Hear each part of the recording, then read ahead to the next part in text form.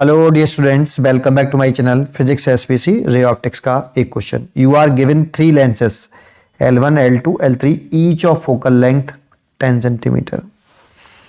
इसकी भी focal length 10 centimetre है। कॉन्वेक्स लेंस पॉजिटिव ही होगी और इसकी भी फोकल लेंथ पॉजिटिव है और इसकी भी, ठीक है।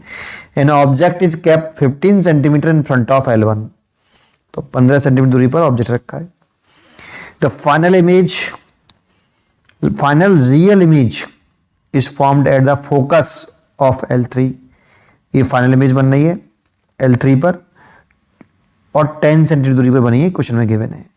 Find the separation between L1, L2 and L3। ठीक है, सबसे पहले लेंस L1 पर चर्चा कर लेते हैं। लेंस L1 पर लाइट डालते हैं। ये कौन सी रे हैं? Incident ray. इंसिडेंट रे से ऑब्जेक्ट पहचानते हैं, तो इस इंसिडेंट रे, इस लेंस के लिए ऑब्जेक्ट ये है। तो मैंने इंसिडेंट रे डाल दी। तो पहले अभी इससे डायग्राम मत बनाना, भी कंप्लीट मत करना। पहले लेंस L1 के लिए इमेज कहाँ बन रही है उसकी लोकेशन चेक करते हैं। तो फॉर लेंस L1 U1 हो गया इसका -15 सेंटीमीटर। इसके ऑप्टिकल सेंटर से मेजर करेंगे डिस्टेंस। U कहाँ से मेजर किया? ऑप्टिकल सेंटर से L1 के से यहाँ से मेजर किया और A से मेजर किया। तो इंसिडेंट रे के अपोजिट डायरेक्शन में मेजर कर रहे हैं, इसलिए नेगेटिव लगाया है। ठीक है, नहीं इंसिडेंट ऑप्टिकल सेंटर से मेजर करना शुरू करते हैं, तो यहाँ से शुरू किया ऐसे, तो इंसिडेंट रे के अपोजिट डायरेक्शन में, इसलिए नेगेटिव। F1 इसकी रखी हमें +10। साइन केवल नॉन वैल्यूज का पुट करते हैं और इमेज तक की डिस्टेंस मेरे को पता नहीं कितनी है, ये निकाल लेता हूं। तो 1/F1 = 1/V1 - 1/U1। Diagram complete नहीं किया अभी, पहले इमेज की लोकेशन निकाली, उसके बाद डायग्राम बनाएंगे, है ना। तो 1/F1, F1 10 हो गया, V1 निकालना है और U1 -15। यहाँ से आगे आए तो 1/10, देखो माइनस माइनस प्लस हो जाएगा, प्लस के को इधर ले आओ तो -15 हो जाएगा दोबारा से, = 1/V1। यहाँ से आप 30 एलसीएम ले लो, तो ये हो गया 3 और ये हो गया 2, ये 1/V1। तो V1 निकल के आया आपका, ये 1/V1 लिख लो भी, चलो 1/30। दैट मीन्स V1 आया +30 सेंटीमीटर। अब इसकी इमेज +30 सेंटीमीटर दूरी पर बनेगी, तो अब कहाँ बनेगी? इधर बनेगी या इधर बनेगी 30, वो नहीं पता। अब ऐसे कैसे कह सकते हो कि आप इसकी इमेज यहीं 30 सेंटीमीटर हो जाएगा? हो सकता है इधर हो जाए, क्योंकि दोनों लेंसों के बीच दूरी तो पता ही नहीं है। इसीलिए अभी रे डायग्राम कंप्लीट मत करो, ठीक है। पर ये पता पड़ गया कि इसकी इमेज 30 सेंटीमीटर दूरी पर बनेगी, है ना, लेंस L1 के द्वारा। अभी कंप्लीट मत करो बेटा उसे, क्योंकि ये सेपरेशन हमें नहीं मालूम। मान लो अगर ये 20 सेंटीमीटर सेपरेशन हुई तो इमेज इधर बन जाएगी ना फिर बेटा, और ये 40 सेंटीमीटर से 30 से ज़्यादा हुई तो फिर इधर बनेगी बीच में। इसीलिए अभी इसको कंप्लीट मत करना, ठीक है सर। अब बात कर लो लेंस L3 की। सर सीधे L2 की चौक क्यों नहीं करी? इसीलिए नहीं करी क्योंकि उसकी जानकारी नहीं है। हमें यहाँ लेंस L1 के लिए ऑब्जेक्ट दे रखा था और इधर L3 के लिए इमेज दे रखी है, फाइनल इमेज I3 लिखा ना, the final real image formed at focus I of lens L3। Focus पर ही बन रही है, सही बात है, फोकस भी बन रही है। तो ये इसका लेंस का फोकस है बेटा, और इमेज यही बन रही है। तो बताओ इमेज फोकस पर कब बनती है? जब रे इनफाइनाइट से आती हैं, तो इस पे जो रेज आ रही होंगी वो पैरेलल आ रही होंगी निश्चित तौर पर। फिर भी कर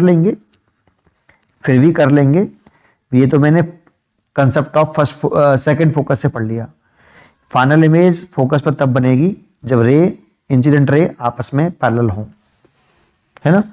फिर भी कर लेते हैं, चलो हम क्या करते हैं, हमें V3 पता है +10 सेंटीमीटर, क्योंकि ये इमेज है बेटा, और ऑप्टिकल सेंटर से इमेज तक की डिस्टेंस को हम V बोलते हैं, और प्लस के इसलिए बोल रहे हैं क्योंकि इंसिडेंट रे की डायरेक्शन में मेजर कर रहे हैं। और इसकी फोकल लेंथ भी कितनी है? F3 +10 सेंटीमीटर है। ऑब्जेक्ट कहाँ है वो निकाल लेते हैं। ऑब्जेक्ट अगर आपका, देखो सर पहले बना दिया आपने, तो वो बाद में बनाना था, पर मेरे को आइडिया था फॉर्मेशन ऑफ सेकंड फोकस की डेफिनेशन से। चलिए करते हैं। 1/F3 बराबर 1/V3 - 1/U3। F3 10 V3 भी 10 और ये माइनस के 1/U3, तो ये देखो कट गया। तो 1/U3 जो आया वो आया आपका 0/1, तो U3 आया 1/0, दैट मीन्स इन्फाइनाइट। U3 बराबर इन्फिनिटी होने का मतलब क्या है कि ऑब्जेक्ट इन्फाइनाइट पे रखा है। जब ऑब्जेक्ट इन्फिनिटी पे रखा हो तो रेज जो होती हैं वो पैरेलल आती हैं, इसीलिए मैंने इंसिडेंट रे इस पर पैरेलल डाली। अब इतना भी कर लिया, अब आगे क्या करना है, अब लेंस L2 की चर्चा करो। अब कम से कम लेंस L2 की मेरे को दो चीजें मालूम है।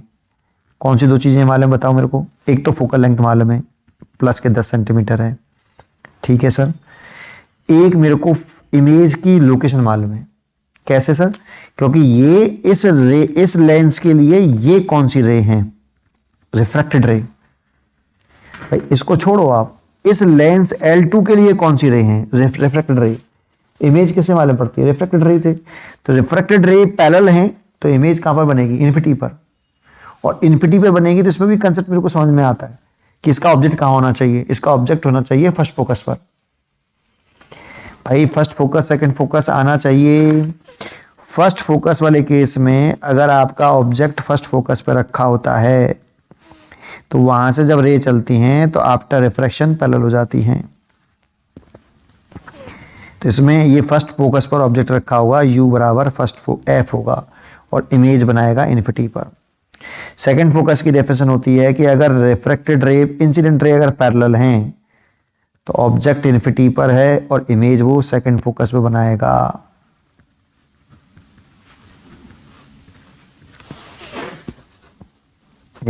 ये फर्स्ट फोकस सेकंड फोकस की डेफिनेशन होती है। इसी बेसिस पे मैं चल रहा हूं, इसीलिए V2 हो गया इनफाइनाइट।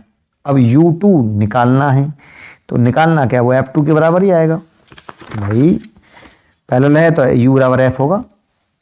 फिर भी कर लेते हैं, फॉर्मूला लगा लेते हैं, अपने आप समझ में आएगा। 1/F2 equal to 1/V2 minus 1/U2।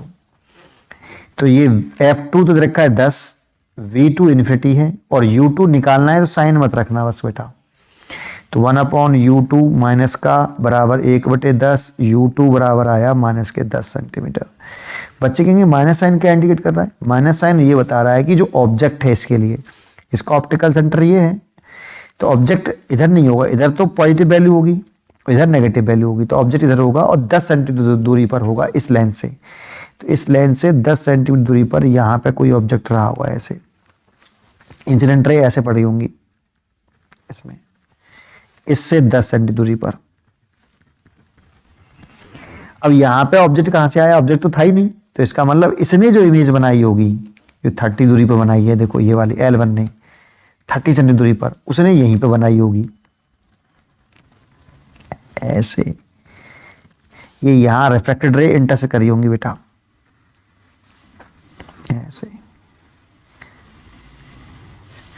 इस जगह पर इसने इमेज बना ली होगी I1। इस वाले लेंस ने कितनी दूरी पर? इससे 30 सेंटीमीटर की दूरी पर इमेज बनाई होगी और ये रेज यहां से चल के इस पर इंसिडेंट हुई होंगी। इस लेंस के लिए तो रिफ्रैक्टेड रे और इस लेंस के लिए इंसिडेंट रे, और ये इमेज इस लेंस के लिए किसका काम करी होंगी? L2 के लिए ऑब्जेक्ट का काम करी होंगी, है ना। तो ये इस तरह से डायग्राम हो गया। अब सोचो डायग्राम कंप्लीट हो गया, अब सेपरेशन सोचो। Hence separation between lens L1 and L2, ये देखें तो देखो 30 + 10, 30 + 10, दैट मीन्स 40 सेंटीमीटर। सर इसमें सेपरेशन, इसमें कुछ भी अच्छी वैल्यू ले लो, कोई भी वैल्यू ले सकते हो आप इसमें। क्यों? क्योंकि ये लेंस चाहे पास कर लो चाहे दूर कर दो, सेपरेशन तो रेज तो पैरेलल है बेटा, इमेज तो फोकस पे जाके बनेगी। इसीलिए इसमें अगर हमें आंसर लिखना है किसमें, कि distance and separation between L2 and L3 can have any responsible value, any responsible reasonable लिख दो, रीजनेबल वैल्यू